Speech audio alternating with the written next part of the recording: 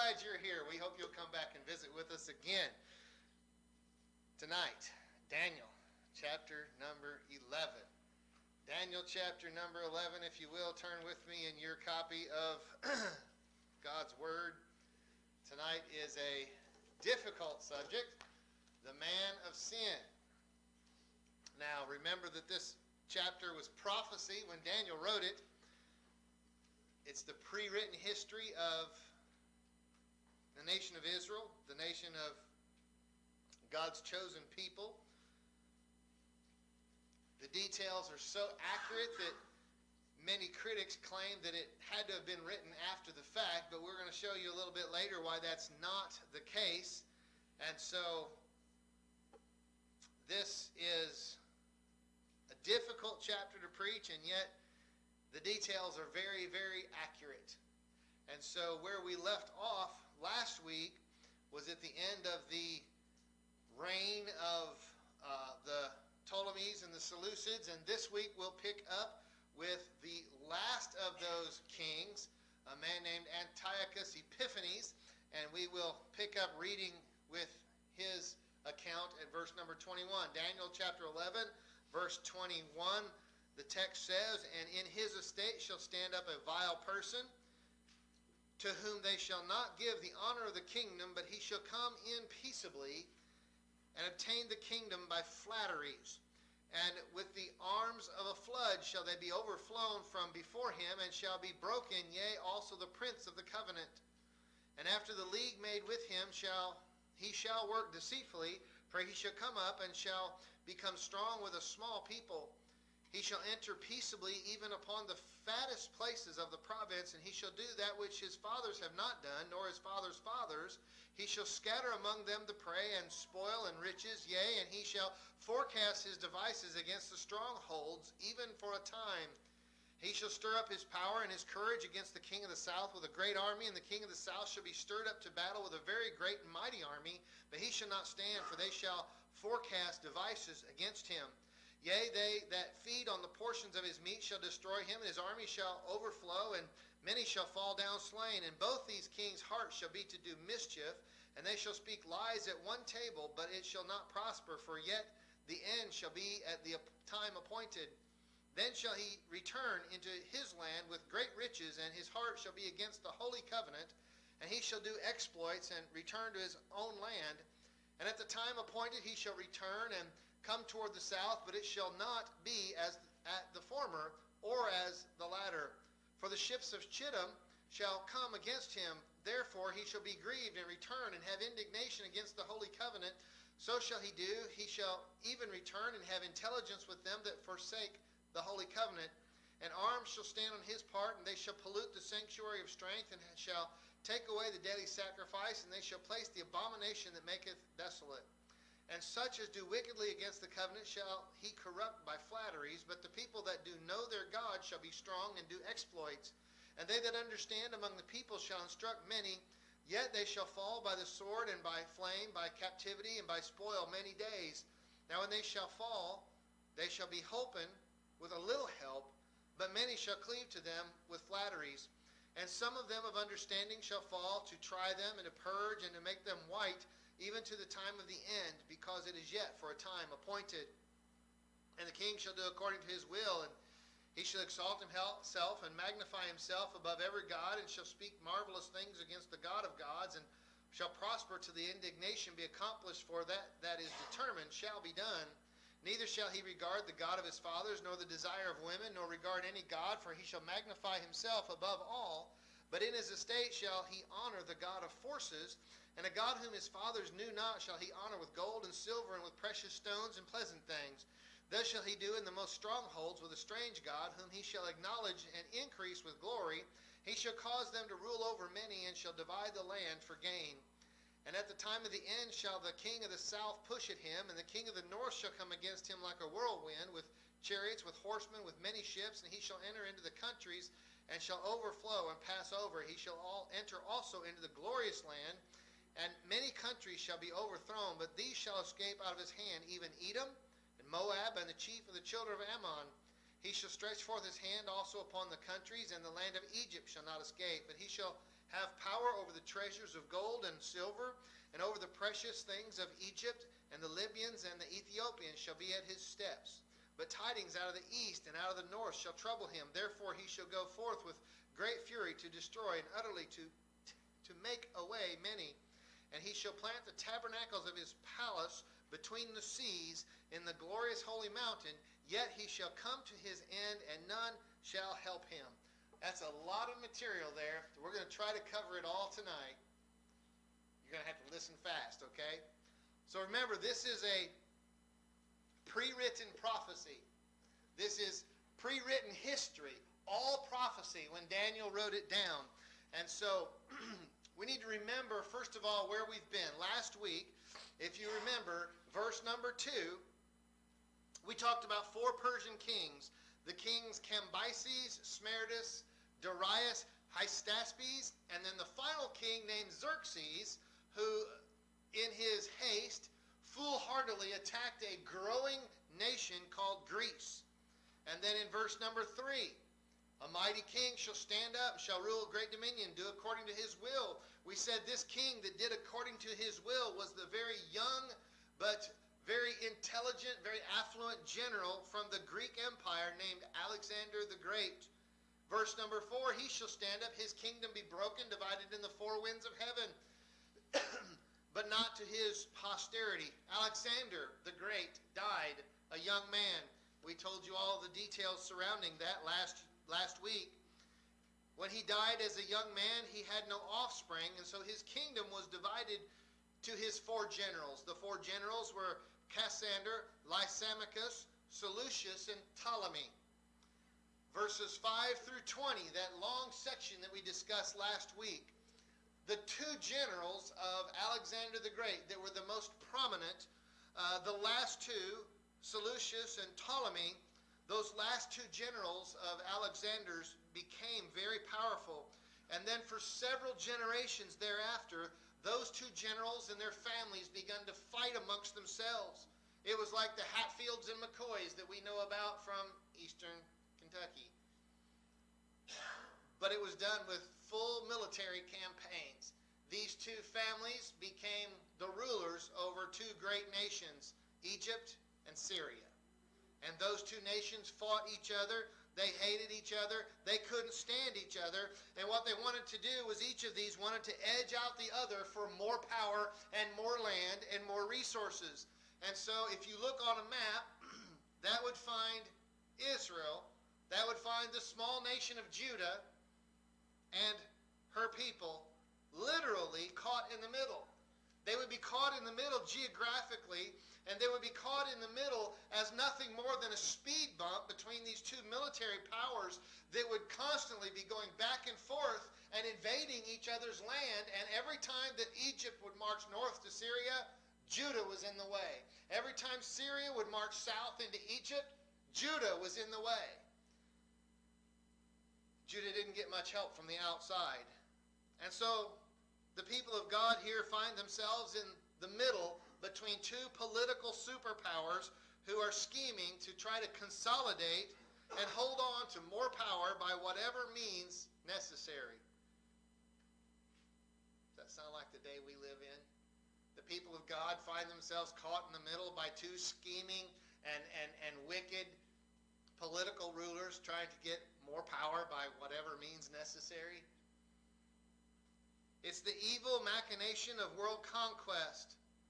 As we studied in chapter 10, this is the world conquest in which Daniel receives encouragement. He receives messages, if you will, from Gabriel, from Michael. Understand then that this is a supernatural, this is a spiritual battle in which Gabriel and Michael themselves intervene into the scene of world history. And yet, they tell Daniel that there's a worse ruler coming, one that will be the epitome of evil, and he will ultimately be defeated by the one true king, who will set up a permanent, righteous, spiritual kingdom. That ruler we learn from the last half of this chapter. we have him two ways. We have him in type, and then we have him as a description. Typologically, we see him in verses 21 through 35 as the final ruler of this northern kingdom. This man is named Antiochus Epiphanes. Verses 21 through 35 refer to this man named Antiochus Epiphanes, and they're not a description of the future Antichrist. The next king of the north, after these multiple generations of the Seleucids and the Ptolemies fighting each other and running over Judah in the process, the next king of the north was a Seleucid descendant named Antiochus Epiphanes. He's mentioned in this text, and Daniel calls him the vile person. He is the youngest son of Antiochus the Great. Antiochus Epiphanes was a man of unnatural passions. He was a man that was cruel. He was unscrupulous. He was savage. We introduced him to you briefly when we studied chapter 7. This is the man that gave himself the name Antiochus Epiphanes. You know what an epiphany is. It's a sudden thought. It's a shining bright light. He gave himself this name. He was so arrogant that he called himself Theos Epiphanes, God manifest. That's the name that he gave himself. I am the God manifest. He insisted on being called Antiochus Epiphanes. However, the people, with a play on words, called him Antiochus Epimanes, which is Antiochus the madman. Thought you'd find that interesting. He did not receive what Daniel calls here the honor of the kingdom, because when you study history, you find out that it was really his nephew Demetrius that was the rightful heir. Now, last week, we mentioned to you the man Antiochus III. Remember Antiochus III in verses 18 and 19. We mentioned this last week, so to recap, in verse 18 and 19, after this he shall turn his face to the isles, he shall take many, but a prince for his own behalf shall cause the reproach offered by him to cease. Without his own reproach he shall cause it to turn upon him. Then he shall turn his face toward the fort of his own land, but he shall stumble and fall and not be found. Remember that Antiochus III, verses 18 and 19 describes him as turning his face towards the isles. It was this man, Antiochus III, that took on Rome. He took on this budding, early, but yet growing and very powerful nation. This nation state called Rome, and he was defeated. And we told you last week then that he was forced to pay a large tax burden. In other words, Rome offered him a peace treaty. And so Antiochus agreed to a peace treaty with Rome, but in order to secure this peace treaty, he had a large tax burden to pay. And Rome wanted to make sure that he paid up. And so what Rome did was they insisted that he seal this agreement by leaving his youngest son behind as a captive, as a slave, if you would. In other words, you leave your youngest son behind as collateral that you're going to pay the bill you owe. And so Antiochus IV was held as a Roman hostage when Antiochus III signed the peace treaty and was allowed to go back to Syria. Then we come to verse 19. Antiochus III, if you remember from last week, was the one that returned, and he tried to collect the money that he owed Rome. How did he do that? He raided the temple of Zeus, meaning here he would stumble, fall, and not be found. Why is that? We mentioned last week that when he raided the temple of Zeus, his own people then rioted, revolted, and killed him. Are you thinking about this now? What just happened? The king just died. The king's youngest son is a hostage in Rome. The king's oldest son now accedes to the throne. And so Rome keeps insisting that the payment be made. Rome doesn't really care about the transfer of the monarch. Rome only cares about the transfer of the money and the transfer of the materiel. They want to feed their war machine. And so, Antiochus, send us the money. Send us the materiel, because we're holding the monarch, right? And so now Rome wants paid. But who do they have? The former king that just died, they have his youngest son, and the oldest son now ascends to the throne. And so with the current king, they have his brother, not his child. A hostage is good, but they can do better. And so to continue this peace treaty, the Romans insisted upon an exchange. We're going to make a prisoner exchange. In other words, Antiochus IV is going to be released, and instead of having the king's brother, we want the king's son. We're going to make sure you pay, right? I mean, if you have to have a hostage, would you rather donate your brother, or would you rather donate your children? And so Rome says, bring us your son, we're going to give you your brother back. We don't want him, we want your kids.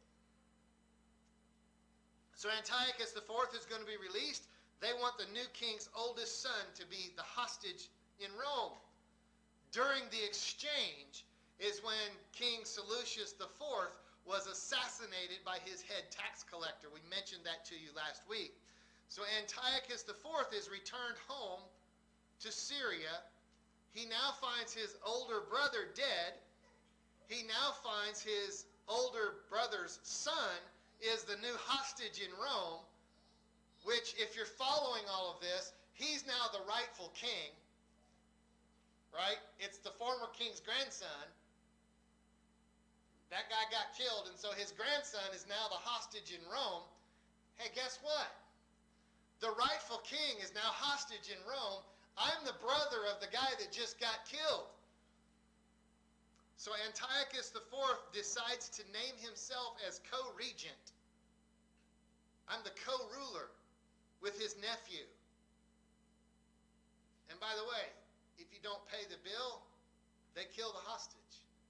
So he promptly had his nephew killed.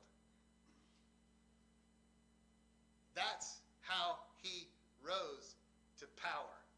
Nice guy, huh? That's the rise of Antiochus Epiphanes, or Epimanes if you like that name better. The reign of Antiochus Epiphanes is not much different. With the help of a few other despicable characters, he goes into Judah, he deposes the Jewish high priest, and then he persuades the Roman officials to recognize him instead. And so in the spring of 186 BC, Antiochus then goes to Egypt to subjugate the Ptolemies once and for all. He wants to shift the power back to the Seleucids. Now remember, this is the second time that Syria has been to Egypt. However, this time, when they invade Egypt, when he arrives, the Egyptians had entered a full league with Rome. It seems that Rome wasn't satisfied to just have the payments and the materials from Syria. Egypt was providing grain for the Roman army. So verse 29 says, at the time appointed he shall return and come toward the south. That's Egypt. But it shall not be as the former or as the latter. In other words, he's going to invade Egypt again, but it's not going to be like last time. Because this time, oh yeah, Egypt has Rome on their side. And so he comes back to Egypt and he is compelled to leave. He can't stand against the Roman army, and Rome is now defending Egypt.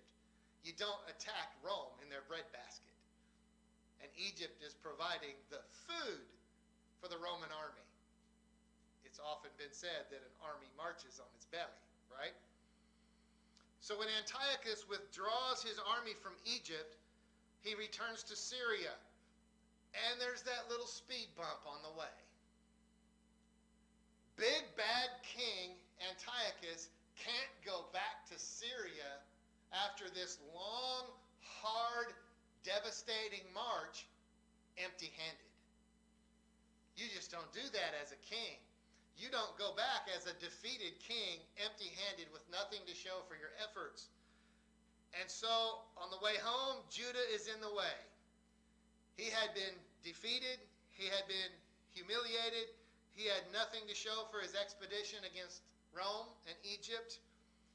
And there's another thing that happened. This guy wasn't very well liked. And so when he arrives in Jerusalem, the Jews were celebrating because they thought that he had been killed in Egypt. He wasn't killed, just defeated soundly. And so when he enters Jerusalem and he sees the Jews celebrating what they thought was his death, and he is empty-handed on his way back to Syria, he becomes enraged. He vents his furies upon the Jews. He vents his fury upon their homeland. He massacres everybody he can find. He unleashes a round of persecutions, pollution of the temple. Every kind of horror you can imagine becomes prominent. He repairs the military might of Jerusalem and David's stronghold, and then he fills them with Syrian soldiers, and Jerusalem becomes an outpost of the Syrian army. After this, he declares that all of his subjects will be one people. They will have one law, and they will have one religion, and he'll never have to deal with this Jewish problem again. And so he forces this on the Jews. He profanes their sanctuary. He prohibited observance of their offerings. He prohibited observance of their sacrifice.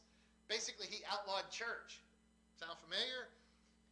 He places an idol altar into the altar at the temple. He offers swine flesh as a sacrifice. He has an image placed over the altar in the temple.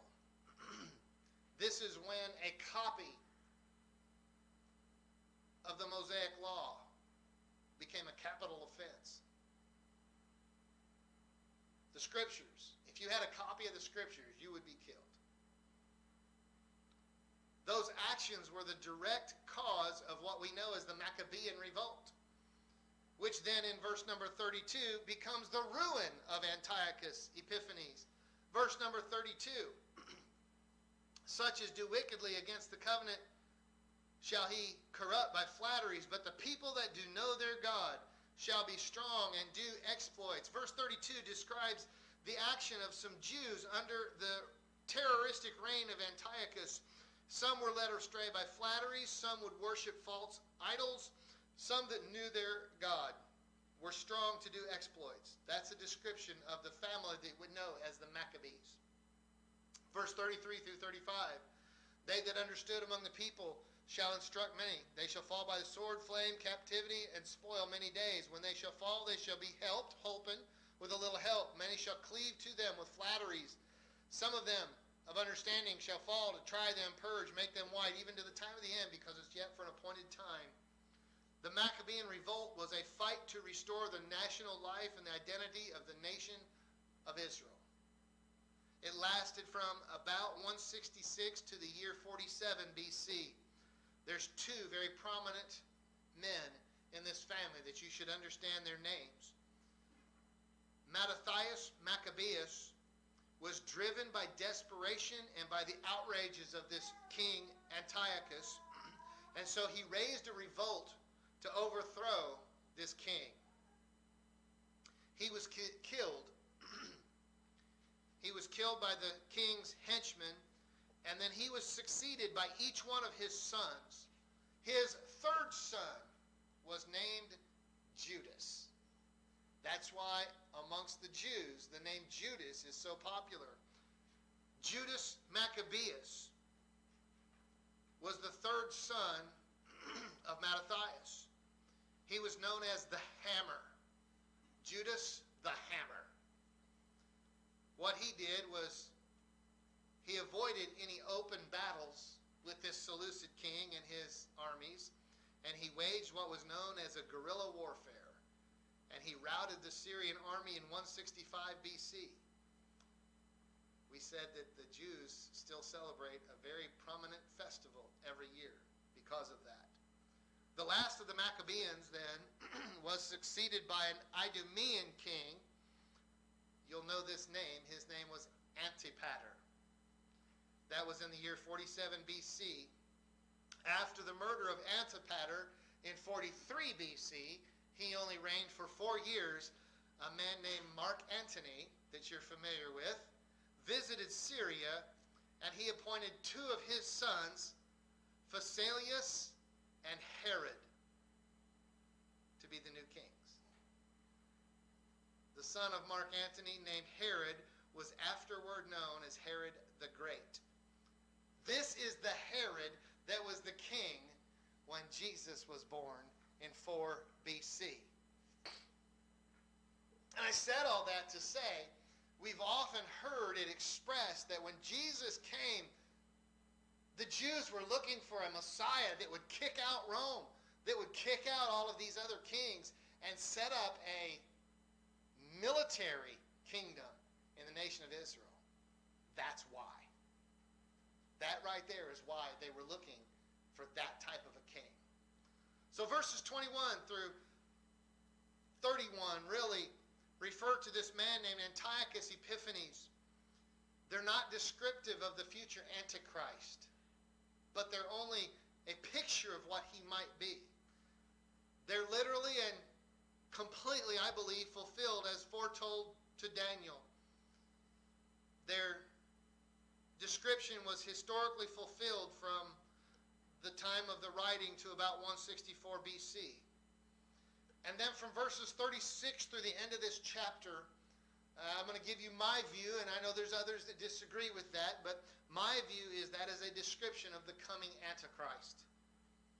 First of all, we see a type of the Antichrist.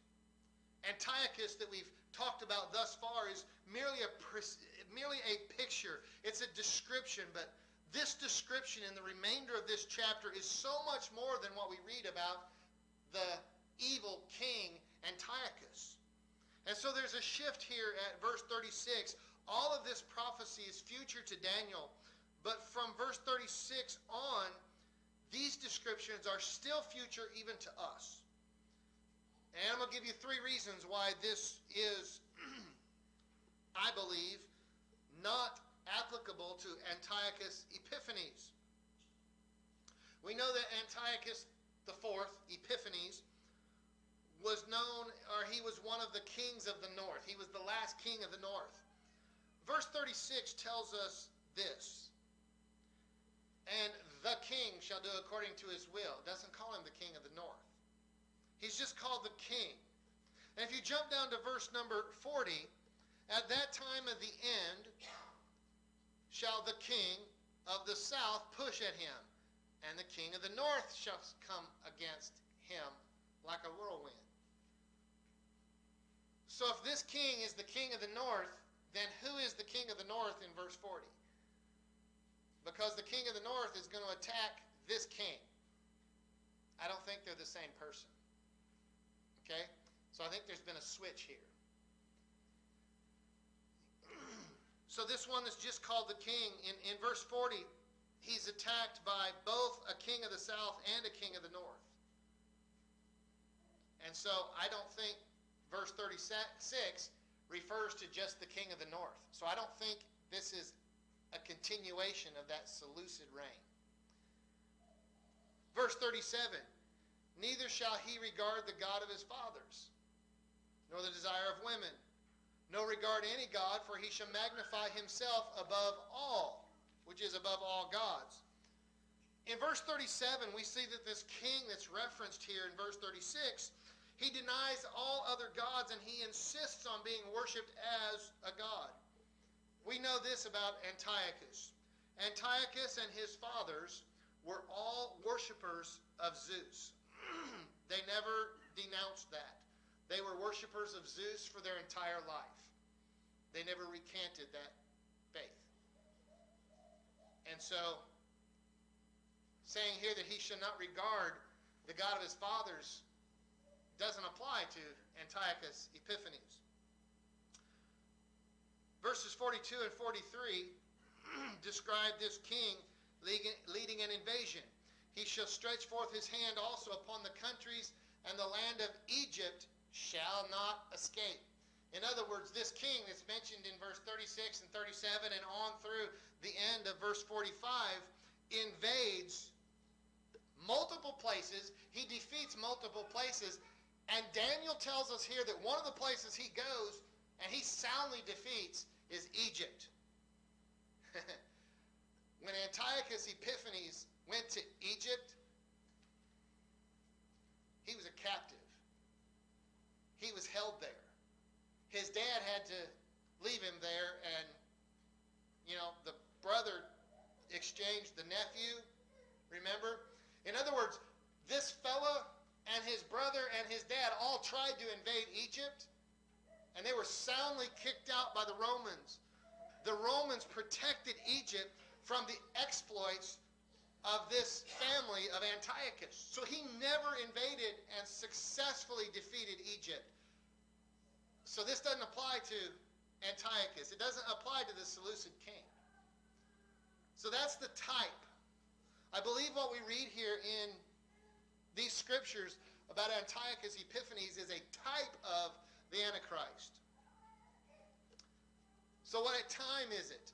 What's the time of Antichrist? Remember that verses 10, 11, and 12 are all a single vision. They're all a single interpretation. As Daniel has pointed out, they are all one event in Daniel's writings, and so they all go together. And I think here to interpret this, we need to jump ahead just a little bit to chapter 12. Daniel chapter 12. And at that time shall Michael stand up, the great prince which standeth for the children of thy people.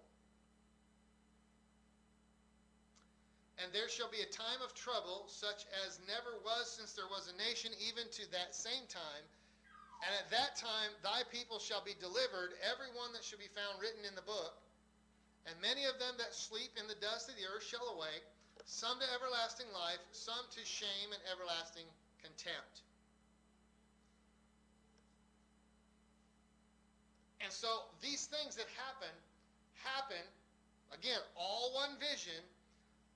Daniel says, at that time shall Michael stand up. At what time? At that time, at the time of these things that are happening at the end of chapter 11, flowing right into chapter 12, at that time, the time that ends with the final events of chapter 11, that wicked ruler that he's speaking about, when this wicked ruler comes on the scene, Michael's going to intervene in world history again. And what do we see is going to happen? In verse number 1, difficulty.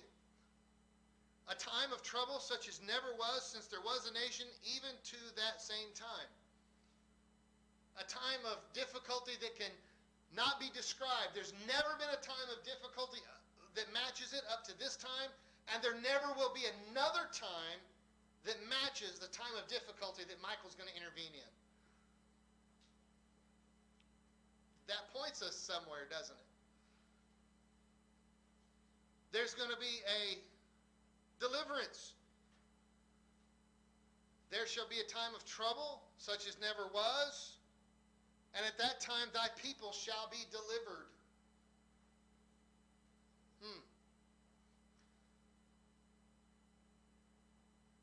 Verse 2, many of them that sleep in the dust of the earth shall awake. There's going to be a departure, a resurrection. Those that sleep in the dust are going to awake and they're going to rise up. A resurrection.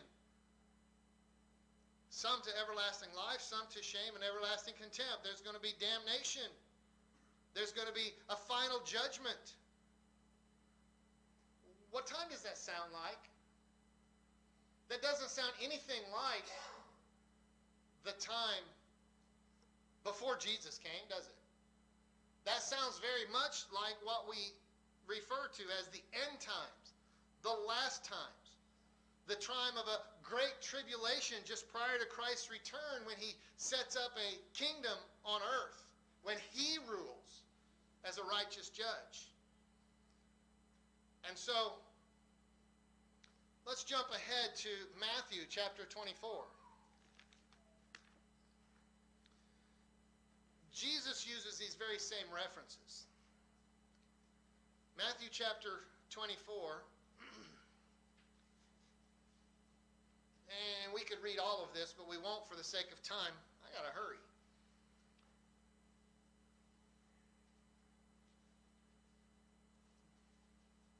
All of this in context is speaking of, in fact, let's just read this so we get in context what's being asked here.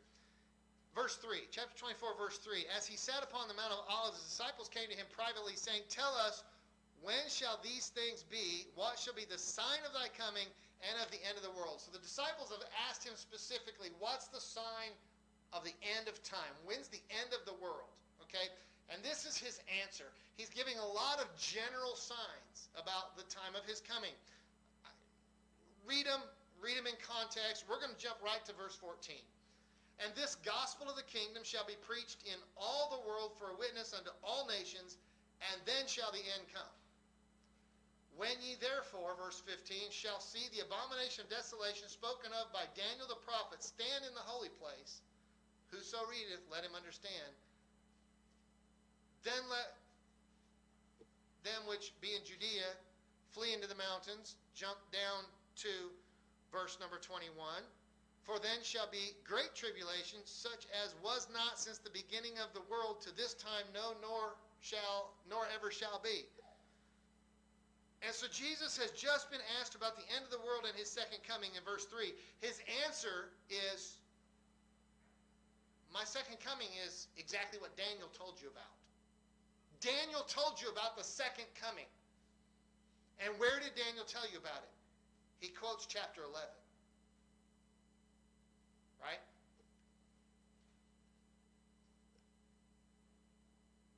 His answer was, Daniel tells you, and he gives you lots of general signs. I like the specific sign in verse 14. The gospel reaches all the world. Let's not forget that. The gospel reaches all the world. I just want to interject that. That's why we support missions. That's why we do outreach. The gospel reaches the world. Verse 15. The abomination of desolation that Daniel talked about will stand in the holy place. Oh, wait a minute. If the abomination of desolation was Antiochus Epiphanes, that's a past event, right? Jesus references that as something that's yet future. And so that's another reason why this section doesn't apply specifically or only to Antiochus. Because Jesus says during his earthly ministry that that event is still future. Verse 21, he references the Great Tribulation. He says, the worst one ever, one that has none like it from the beginning of the world and none like it afterwards. And he says that in specific reference to the end of days. It must be the end time tribulation. And Jesus says it is yet future. And he uses almost the exact same language that Daniel uses in chapter 11. So to Daniel, all of this was future. To Jesus, Antiochus Epiphanes was past. The rest of this is future still. And to us, we know that this must be the future Antichrist. So we've seen the type. We've seen the time. Let's quickly look at his treachery. How bad is it going to get? Because that's what we learn from this last couple of paragraphs here in chapter 11. There's 4 characteristics which mark the reign of Antichrist. Verse 36 and 37, we see that he is conceited. The king shall do according to his will. He shall exalt himself, magnify himself above every god, shall speak marvelous things against the God of gods, shall prosper till the indignation be accomplished. For that is determined shall be done. Neither shall he regard the God of his fathers, nor the desire of women, nor regard any god, for he shall magnify himself above all, which is all gods, by the way. In these 2 verses, we see 5 references to himself. That's the most important thing to this future king. Himself. We see 5 references to ways in which this person will be so self-absorbed. He is narcissistic like we have never seen a narcissist before. But it's not just selfishness. This is actually a sacrilegious selfishness. He wants to be worshipped. In other words, he is so self-absorbed, he is so narcissistic that it's not just good enough that you like him, that you serve him, that you praise him. You have to bow down literally and worship him. And the context here is that he will use religion to rise to power. Not only will he speak marvelous things against the God of gods, he's going to place himself above every god. If you remember what we discussed on Sunday, that sounds exactly like Lucifer, doesn't it? We read Isaiah chapter 14. We talked about Lucifer. That's where this future king gets his power. It's straight from Satan. Verse 37, he doesn't regard the God of his fathers, nor the desire of women. Now, we talked about that briefly in chapter 7 and 8. That's an interesting verse that we're not dogmatic about, but my personal thought, and I think I probably said this before, is that this Antichrist will likely either be a homosexual or he will at least be one that tries to disparage gender roles. Interesting where we're at in society, isn't it? Again, it's a difficult phrase to interpret. What we do know is that he's an atheist. He's so selfish and so narcissistic, he says he is God. He exalts himself as being worthy of worship. That's how conceited he is.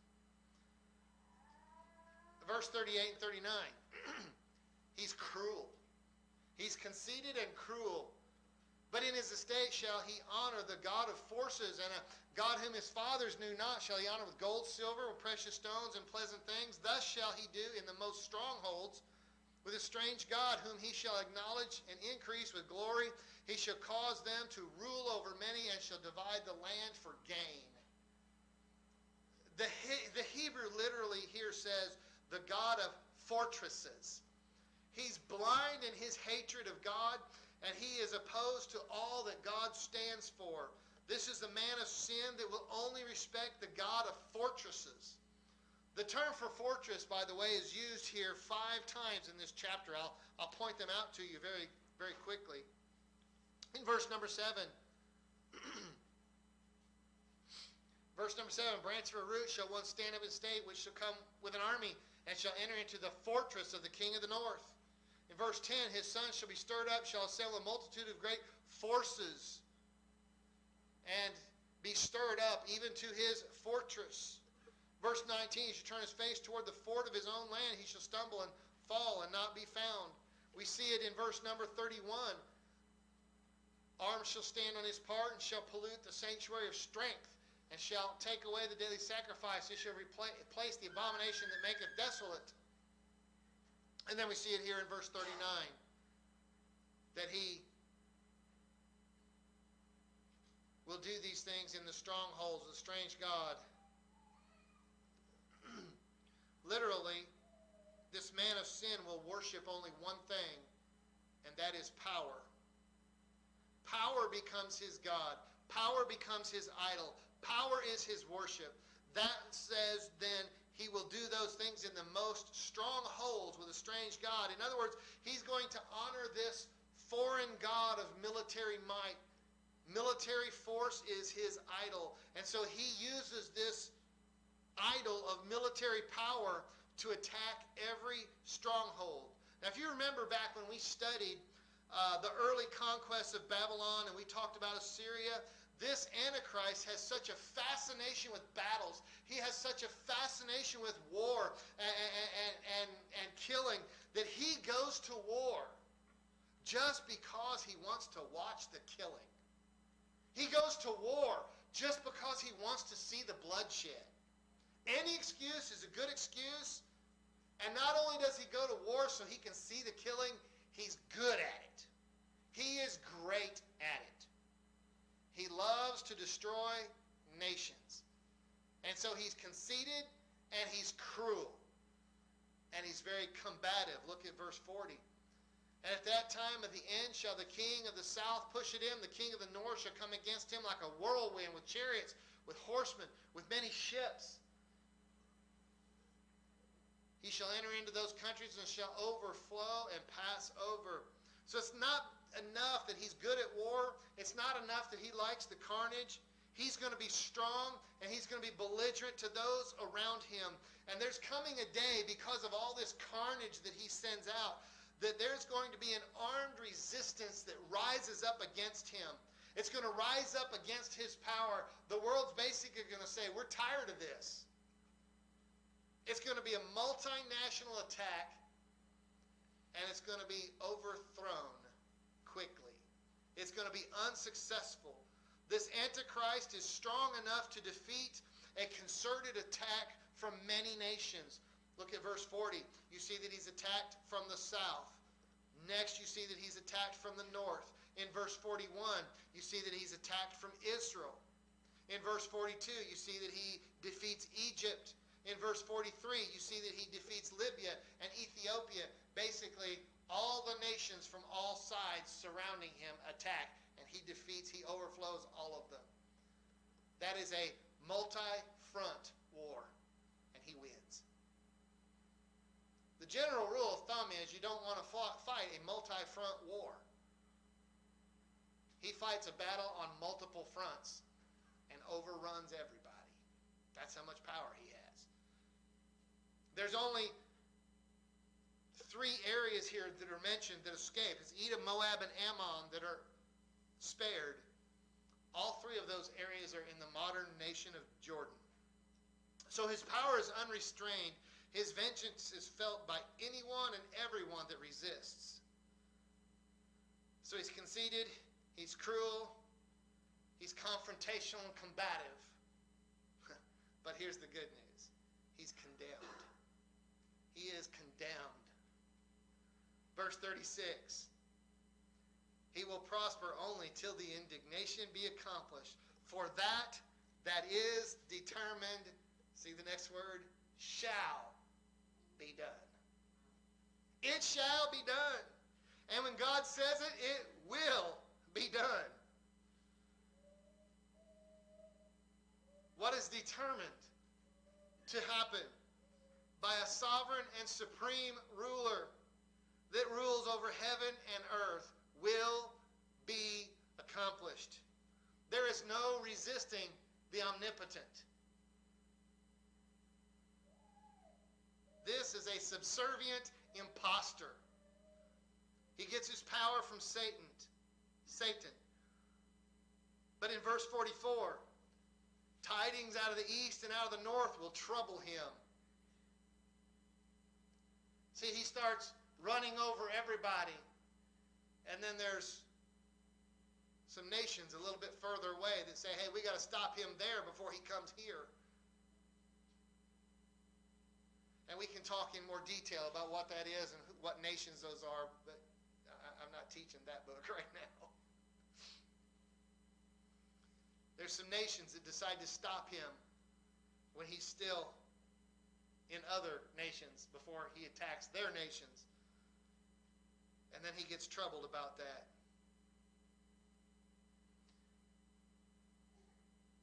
And in verse 45, he shall plant the tabernacles of his palace between the seas. He shall come to his end,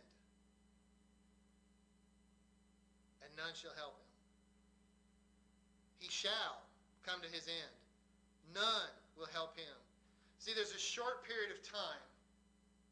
In fact, there's a short period of time and times and half a time. We studied that earlier too, right?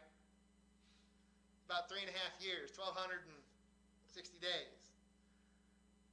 There's a short period of time when this Antichrist will set up his world headquarters. We're told right here where he sets up. He shall plant the tabernacles of his palace between the seas. Those seas are the Mediterranean and the Sea of Galilee. And right between the Mediterranean and the Sea of Galilee is the city of Jerusalem. And so he sets up his world headquarters in Jerusalem. And it will be in Israel that he is going to be destroyed, because the Lord will return and plant his feet on the Mount of Olives. And the mountain will split, and there will be a river that flows. And there will be nobody that comes to help this cheap impostor. And on that day, there will be a rightful, a ruling, a righteous, sovereign king that sets up his kingdom and assumes the throne of David in the city of God. And so this conceited, this cruel, this combative Antichrist is condemned. You know why he's so mean? You know why he's so vile? You know why he's so wretched? It's because he's on borrowed time. And he knows he's on short time. There's no real point in studying this Antichrist except for we use it to look for the coming of the eternal reign of a righteous ruler that is the exact opposite of what this guy is. We don't look for an Antichrist. We look for our Savior, our Lord, our King. We look for the host of the armies of heaven. Oh, they'll be coming, but they'll be spectators, because this imposter king is destroyed with the words of the mouth of the Son of God.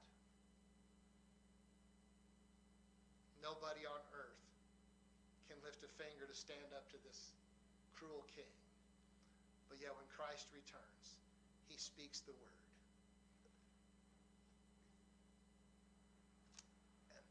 And this powerful ruler is powerless before the Creator. And he's bound.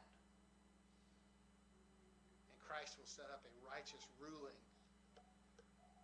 kingdom. And then we'll get to rule with him if you're his child. Let's stand. I hope that's an encouragement to you. It's a challenge.